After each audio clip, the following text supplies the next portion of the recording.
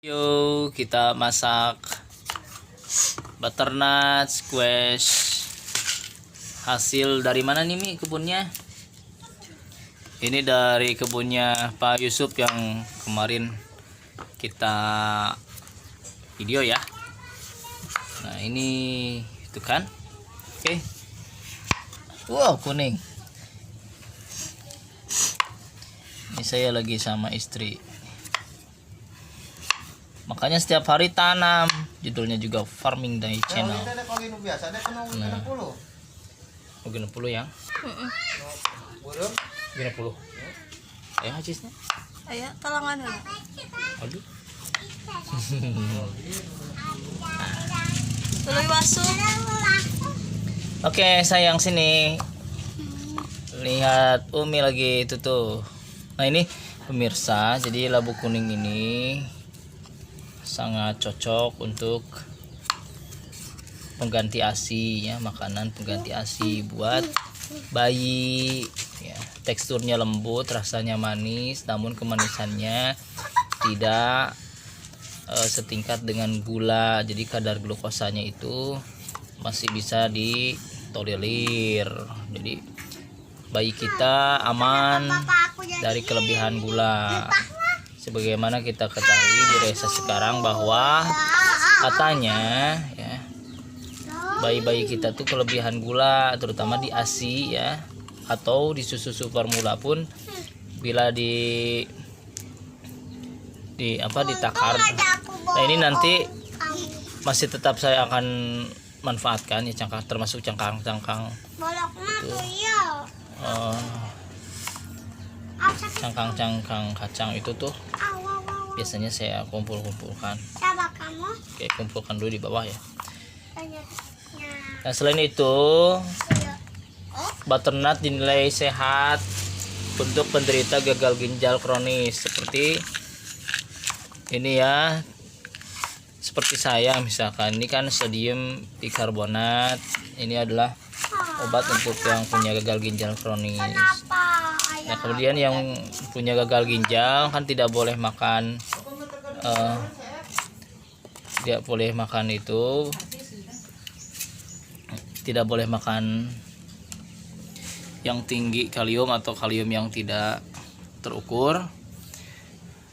Kemudian tidak boleh juga makan ubi-ubian ya. Kemudian yang tidak boleh itu makan yang beralkohol, apalagi bersoda ya. Artinya semuanya harus sehat. Dan salah satu makanan yang disarankan adalah butternut ini squash. Makanya di anggota di Naja Farm ya, kawan-kawan kita tuh selalu mengirimi saya ini ya. Kemudian bukan hanya orang sakit yang harus makan butternut ya, tapi orang-orang yang sehat, yang ingin lebih sehat ya, terutama di bagian pencernaan ada gangguan, sangat baik juga mengkonsumsi makanan ini. Nah sekarang ini istri saya akan menyediakan atau menyiapkan olahan butternut dengan cara yang mudah, yaitu gimanain Mi? Dikolok. Nah ini akan dibuat manisan. Orang Sunda bilangnya kolak ya, kalau di bahasa Indonesia kolak.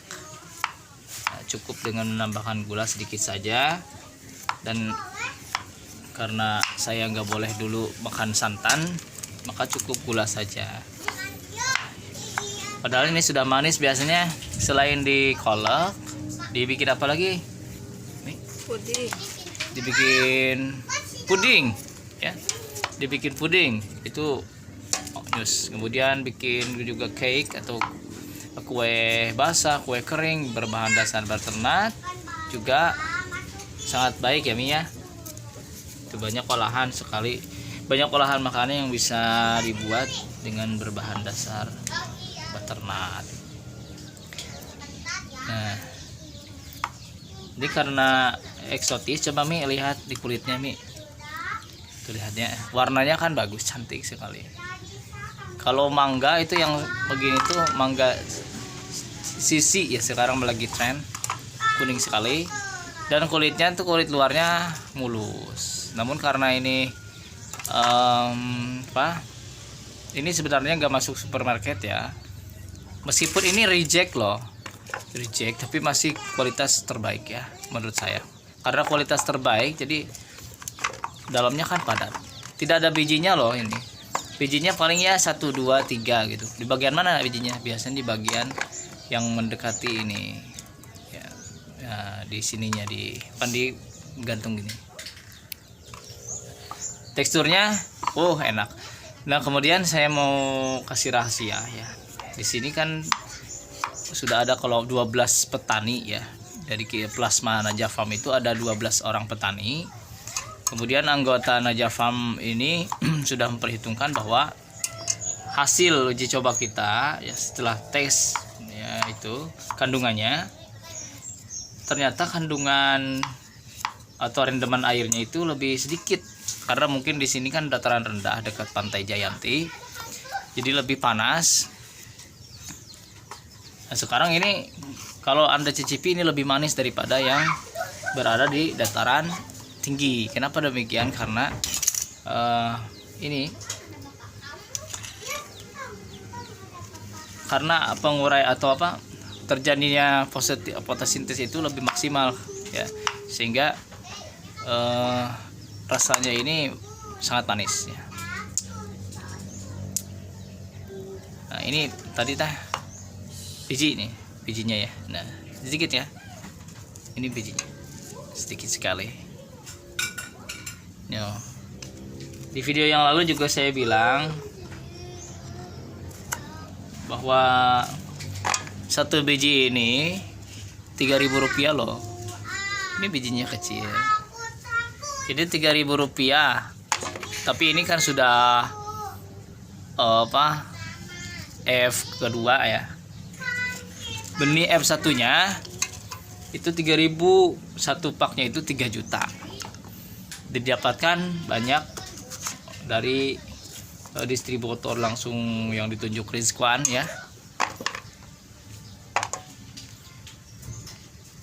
Nah di sini, namun kita karena bekerja sama dengan Altifak, kita mudah sekali mendapatkan bibit. Namun kadang-kala petani-petani di binaan Altifak juga dapat dari sini, dari Najah Farm ya, kita saling sinergi. Nah tadi soal rasa di Najah Farm ini lebih manis. Adapun teksturnya kan kadang-kadang kalau istilah Sunda ada istilah cangor ya. Nah itu ternyata di Najah Farm tidak terjadi ada istilah cangor. Di singkong biasanya terjadi juga cangor ya. Kalau ini sangat pulen, dan pulennya pulen luar biasa. Tidak cangor itu gimana ya membahasakannya, keras gitu ya. Kalau ini kan kalau habis dikukus tuh lembut sekali, makanya dibikin kue sangat bagus. Nah ini kelebihan dari Najah Farm ini, dari dataran rendah ya. Makanya yang di dataran rendah kalau mau tanam silahkan tanam saja, karena kami sudah membuktikannya di Najah Farm ya.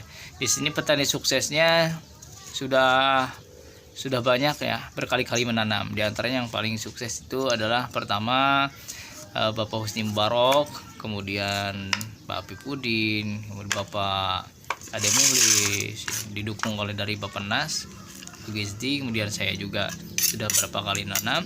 Nah itu juga plasma kita juga sudah terbiasa menanam dan berhasil ya, berhasil. Padahal ini kan awalnya disangsikan, apakah ini bisa tumbuh di dataran rendah? Ini kan dari Belanda ya. Belanda itu dingin katanya ya, punya 4 musim. Ternyata di Cidaun cuma cocok-cocok saja ya. Bagaimana kalau dimakan mentah? Mentah pun bisa. Coba saya ya.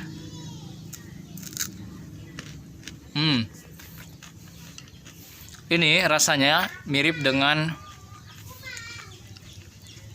ubi. Mirip ubi cilembu yang manis. Ya, dari ubi. Bismillah. Bismillah. Manis. Nah, itu ya. Alhamdulillah. Nah.